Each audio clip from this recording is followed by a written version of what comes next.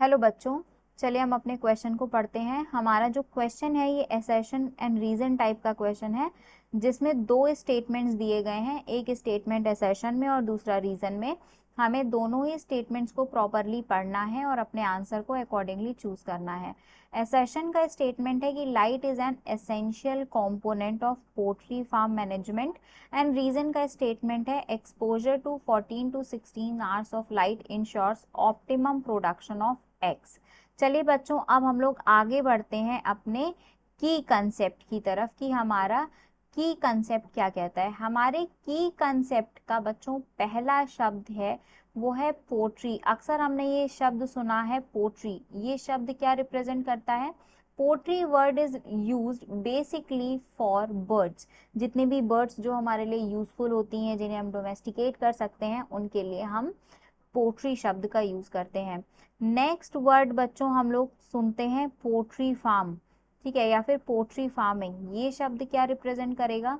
जब हम लोग बात करते हैं पोट्री फार्मिंग की, तो इसका क्या मतलब होता है? That is representing management, rearing, breeding of birds. तो हम क्या कह सकते हैं? This is management of birds, ठीक है। मैनेजमेंट ऑफ बर्ड्स की बात कर रहे हैं बच्चों। बर्ड्स में ऐसा नहीं है कि सिर्फ हम चिकन को ही रखेंगे, हैंस को ही रखेंगे। यहाँ पर कई तरीके की बर्ड्स आ सकती हैं, जैसे हम यहाँ पर डक्स की भी रियरिंग करा सकते हैं। इसके बाद बच्चों हमसे पूछा जाता है कि जो भी पोल्ट्री फार्मिंग है, हमें वहाँ से क्या क्या प्रोडक्ट्स मिलते हैं। तो जो एसेंशियल प्रोडक्ट्स हो सकते हैं, जैसे हम बर्ड्स को मीट के लिए भी कंज्यूम करते हैं। अधिकतर लोग जो नॉन वेजिटेरियन लोग होते हैं वो चिकन कंज्यूम करते हैं, चिकन मीट खाते हैं, फ्लैश खाते हैं। तो दैट इज कि हमें बर्ड से मीट भी मिल रहा है और साथ ही साथ यहाँ पर हमें बर्ड से एग्स भी मिलते हैं। तो पोल्ट्री फार्मिंग से जो हमें प्रोडक्ट्स मिलते हैं वो मीट मिल सकता है, एग्स मिल सकता है।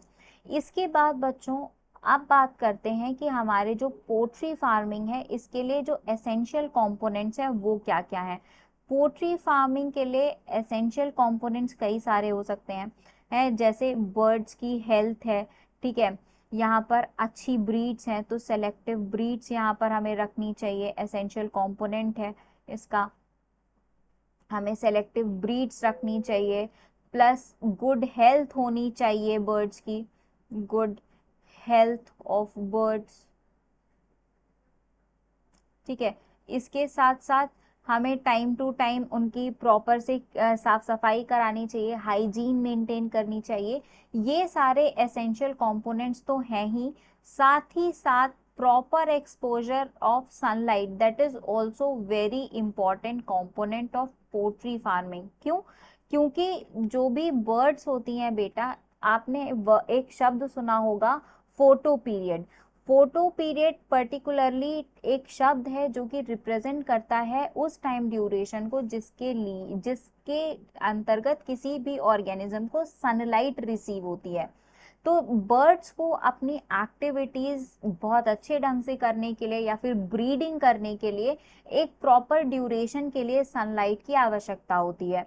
और जब बर्ड्स प्रॉपर ब्रीडिंग करेंगे तभी अच्छे एग्स और ज्यादा नंबर में हम एग्स को प्रोड्यूस करेंगे, ठीक है। तो light is also an important component. Light भी एक इम्पॉर्टेंट कॉम्पोनेंट है पोल्ट्री फार्मिंग का, ठीक है। अब इस अकॉर्डिंग जब हम अपने असर्शन के स्टेटमेंट पे वापस आते हैं बेटा, तो असर्शन का स्टेटमेंट हमारा क्या कहता था कि light is an essential component of poultry farm management. This statement is true. And हमारा जो भी रीजन का स्टेटमेंट था वो क्या था कि exposure to 14 to 16 hours of light ensures optimum production of eggs. ये भी हमारा ट्रू स्टेटमेंट है। हमारे दोनों ही स्टेटमेंट्स करेक्ट हैं एंड रीजन करेक्ट एक्सप्लेनेशन है असर्शन का, इसलिए जो हमारा सही आंसर है that is option number A. I hope आप सभी को क्वेश्चन एंड एक्सप्लेनेशन बहुत अच्छे से समझ में आ गया होगा। थैंक यू बच्चों।